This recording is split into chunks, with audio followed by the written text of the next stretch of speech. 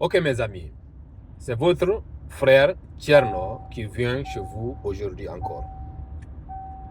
Je veux juste vous parler un peu. Avant de commencer, on va prier le bon Dieu et le remercier de nous avoir laissé en vie, en vivre, en vie, ces temps pareils. Ce sont des temps très intéressants, des temps de social media, des temps de data, des temps qu'on voyait dans les vidéos, des movies qu'on regardait avant. On pensait jamais voir ça en réalité. Maintenant, c'est devenu des réalités. Si tu vas sur Facebook ou sur Instagram ou sur les social plateformes, tu vas voir quelque chose. Que toutes ces grandes compagnies-là sont en train de prendre et de storer des data. Ce sont les data que tu as sur toi. Ces data-là, c'est tout ce qui te concerne, un être vivant.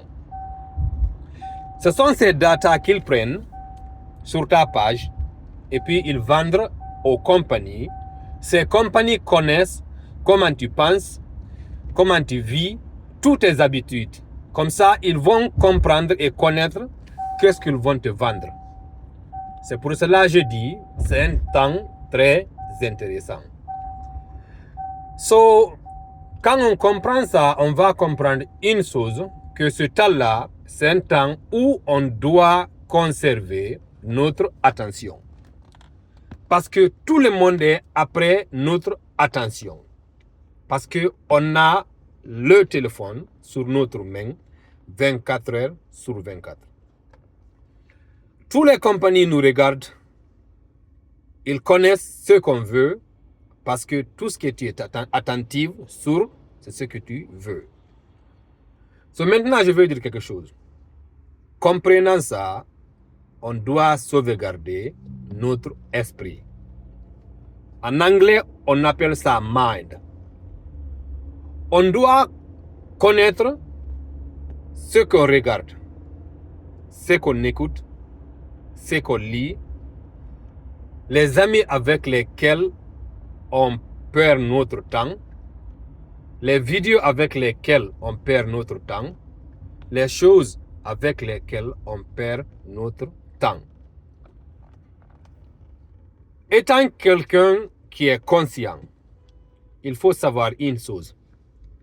Dieu t'a donné beaucoup de choses, mais il ne t'a pas donné plus que ton esprit. Je ne sais même pas si c'est une bonne traduction, parce qu'en anglais, on appelle ça mind. Mind, c'est comme si c'est ton logiciel qui court dans ton corps. Ce logiciel-là, c'est ce qui opère. C'est avec ça que tu fais tout. Maintenant, quand tu observes ça, c'est le logiciel qui court dans ton corps. Le logiciel-là vient de ce que tu regardes, de ce que tu écoutes. Maintenant, tout ce que tu regardes et tout ce que tu écoutes, c'est ce qui tu transformes ta vie. C'est pour cela, tout ce que tu dis sort de ce que tu regardes et ce que tu entends. Et puis, les gens avec lesquels tu te promènes toujours. C'est pour cela, je vais dire, les amis, spécialement les jeunes.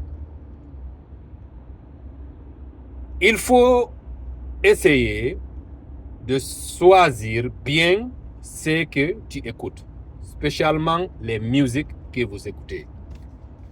Maintenant, les musiques, ils ne parlent que du sexe et de l'argent. Après, quoi aussi? L'argent, du sexe et puis des fesses des femmes. Maintenant, tu écoutes ça chaque jour. Tu écoutes des choses qui ne te parlent que de ça. Ton cerveau est pourri. Tu ne peux même pas penser clairement.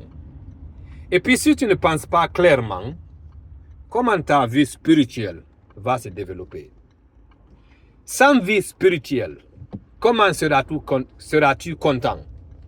Sans vie spirituelle, même si tu as tout le monde, tout ce qui est dans ce monde, les ors, diamants, tout ça, tu ne seras jamais content.